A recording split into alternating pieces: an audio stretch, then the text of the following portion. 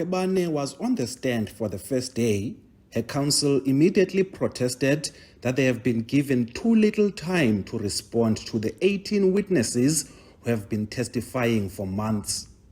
The period, that has been allocated for this testimony is too short. We know the issues, you've articulated them, some of them in the letters and so on. But we are very much aggrieved about that.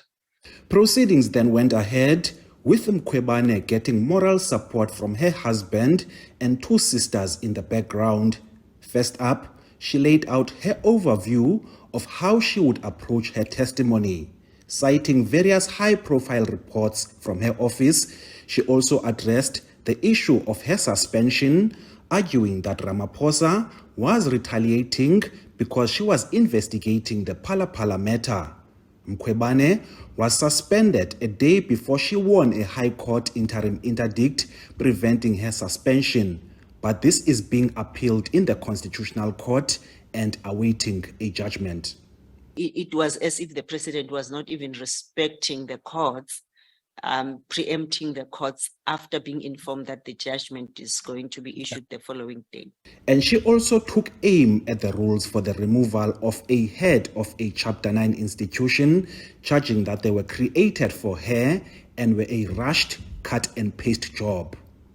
Those rules were drafted specifically for me, because there's where in the letter where it says for the removal of the public protector, and that's another issue of the removal, because this process shouldn't be for the removal. This process should be for the determination of the fitness. She concluded that the inquiry was a politically motivated witch hunt against her for probing the powerful. It has nothing to do with the Constitution of the Republic and the rule of law. So this process is far removed from the Constitution, as the South is to the North. It is a politically motivated witch hunt and masquerading as a bona fide inquiry under the auspices of Section 194 of the committee.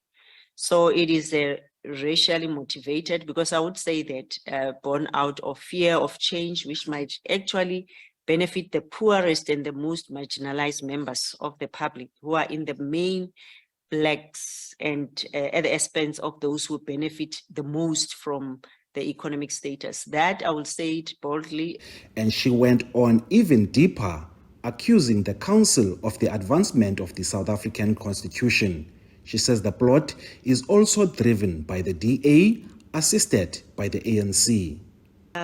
Yes, assisted by the ANC, which is driven also by separate motives of retaliation and revenge for having exposed corruption and other wrongdoing on the part of its most powerful leaders.